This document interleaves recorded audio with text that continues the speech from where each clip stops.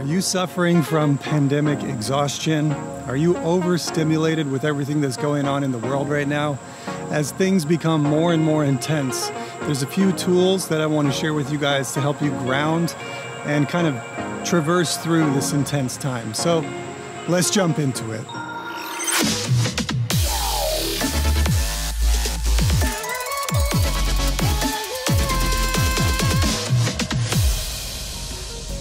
Peace. What is up, everybody? Welcome back to the blog. I am OnenO, and today we're talking about the subject of pandemic exhaustion. First of all, what the heck is pandemic exhaustion? Well, as we've been going through this rather chaotic time of society changing and people going into chaos and intensity and videos being censored online, it can be quite exhausting trying to figure out the truth when there's so many lies being spread. So the first thing I want to share is that we must be aware of the fact that truth is actually being censored and we're being gaslit. In one of my previous videos just recently, I did a deep dive on the subject of what it means to be gaslighted. That video is called You Are Being Lied To. You're not going crazy, you're being lied to. I'm gonna put a link in the description for that video. But basically, we must maintain our mental awareness that there are truths that are going against this mainstream narrative that are being blocked out from you to consider. And I think that that is wildly inappropriate. I think not only is it inappropriate, but it actually lowers your level of consciousness, because there's one main tool that we have as spiritually awake beings that we're not ever validated for in the mainstream view, which is our ability to use our God-given discernment. You see, when YouTube first started, I started watching YouTube right around 2005, 2007. I started really getting into watching YouTube more than watching mainstream news or media. And one major thing that I started noticing was that there was a bunch of misinformation on there. There was a bunch of conspiracy theorists just talking about random stuff. However, at that phase of time, nobody was being censored. Nobody was being kicked off the platform. And so what that called forth from me as the viewer was to use my discernment. And now we live in a period of time where Google and Facebook and YouTube and all of it, Instagram, they're all saying, let us be your tool of discernment and you don't worry about it. Let us protect you from the big bad boogeyman, which is called misinformation. And so they do, at the bare minimum, they do fact checks, and then they also do full-on censoring and removing of content from the internet for you to even consider. So my question to you is, do you actually want Google to do that? Do you trust Google and the rest of these internet companies to be your guidance, your true north, your own ability to use your discernment? Do you want to give them your ability to discern for you, or do you want to discern the information for yourself?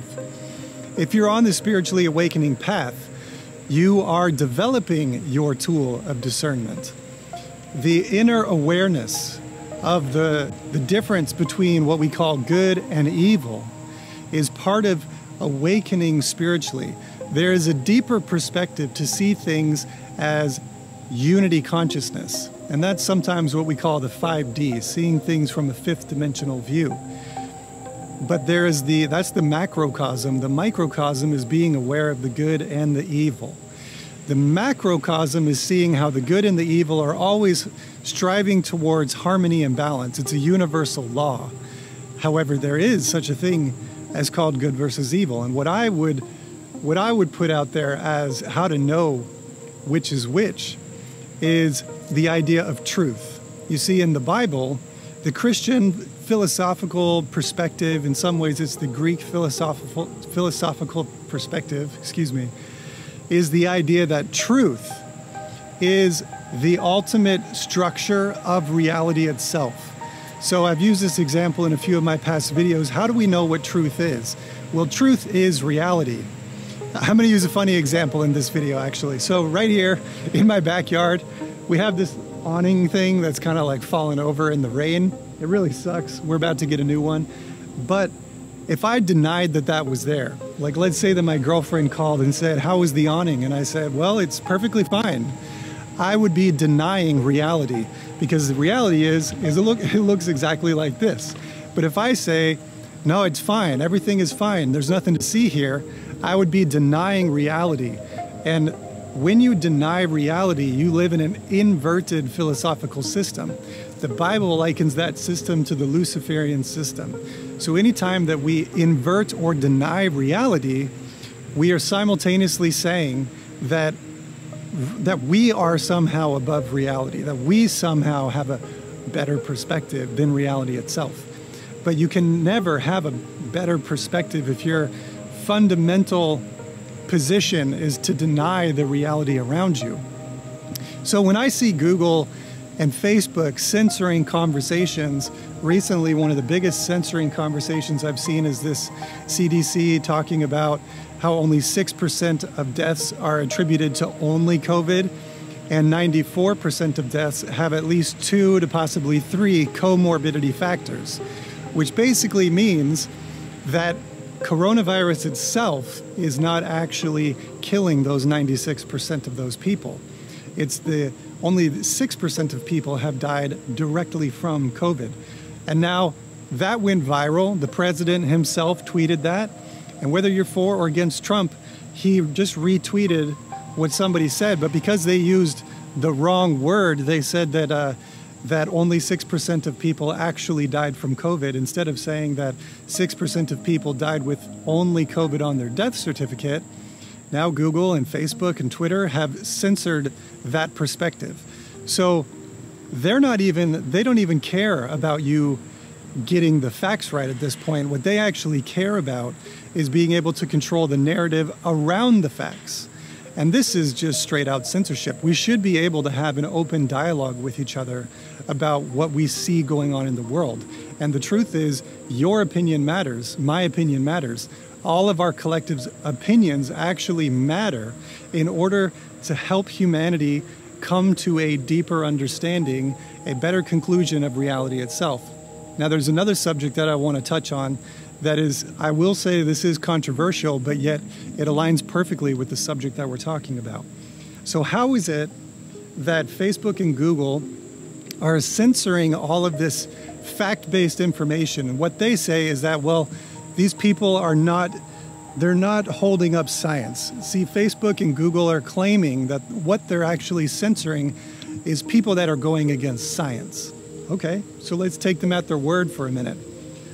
What about, trigger warning, what about the people that say that there's no such thing as 2 genders? What about the people that say that there's 70 plus genders in the world? They have no factual basis to back up what they're saying. In fact, they just use their feelings to back up what they're saying.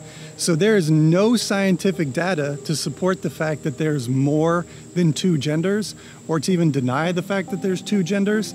And yet these conversations are protected. They're allowed to happen. Now, I'm not saying that we shouldn't have these conversations.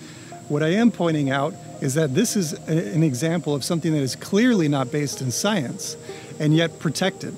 It's protected to be able to have an open discourse about it, and you can come to your own conclusions.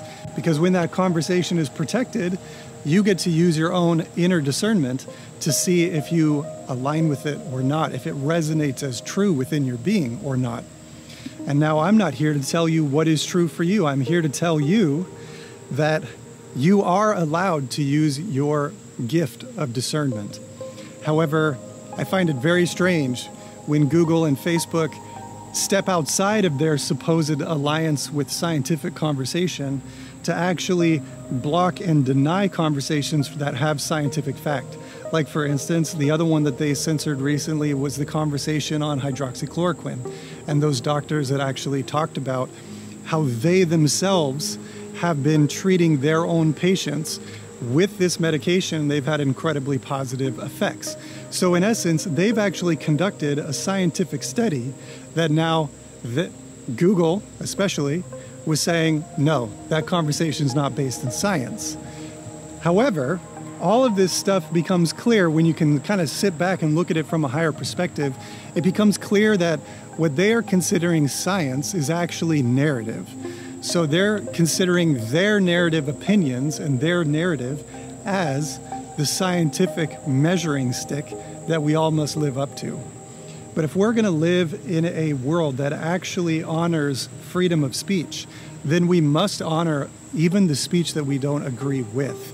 We must protect it.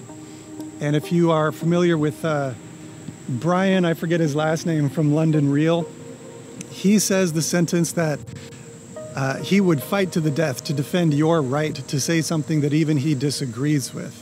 And I think that is actually the true test of whether or not you support freedom of speech or not. Freedom of speech is not about agreeing with everything that everybody says. Freedom of speech literally means that even when I disagree with you, I will still fight for your right to be able to say those things that I disagree with.